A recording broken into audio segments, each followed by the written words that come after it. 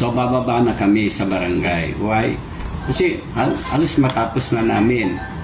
Apat matapos namin yung water system na namin, tataas yung revenue collection year after year. Naira tataas. Yung revenue collection tataas because of our local economic enterprise. Kasi yun ang bread and butter ng local government. Okay, so pag natapos na namin yan, maluwag na namin may bigay yung no barangay left behind ng local government unit.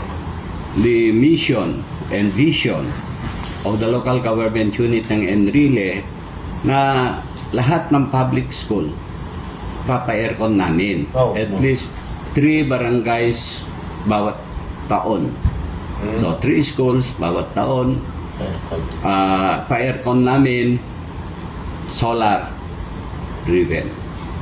At least kasi nakikita ko yung mga bata pag ganito katulad bukas suspended na naman because of brown out.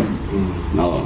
Pero kung naka-solar na yung mga schools natin, tapos naka-aircon pa, wala nang brown out. yung mga pupils natin or estudyante makapag-aral na mabuti.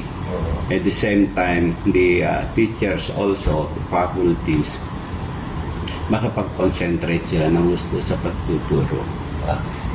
Kasi I've been observing this, congested yung isang classroom, mainit. Yung teacher, isang kamay magpupunas, magpapaypay, isang kamay lang ang natuturo.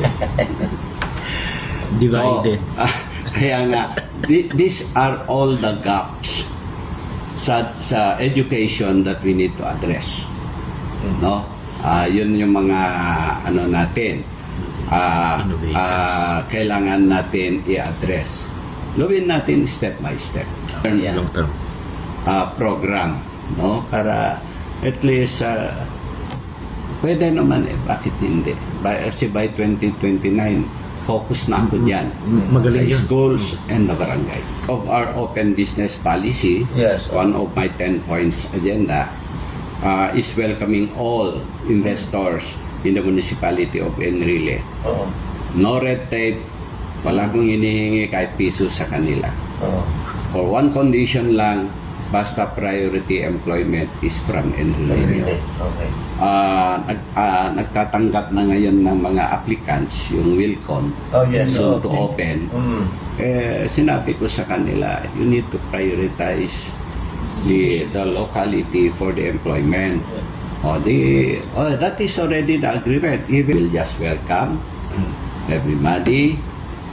Bawal ang corruption. Bawal gipitin ang mga negosyante na gustong pumasok. Instead, I'm calling the intelligence of line agencies na lapitan pwede tumulong for their permits, especially the permits. Kaya nga sabi ko sa mga sangguniang bayan and all key employees, department heads, na tulungan natin ang investors. Ayaw ko yung hinihingan natin sila in replace to our effort to help.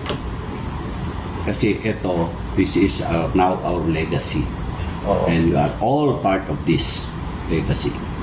Kaya yun ang mga ano natin. So, marami pa kami mga inaay na papasok na businesses. Siyempre, open business policy. That is one way to increase our revenue collection year after year. Para may magamit tayo dito sa nakaprogram na project natin katulad ng mga eskwelahan. Program natin sa eskwelahan. So, if we have that money, ba't din natin gagamitin?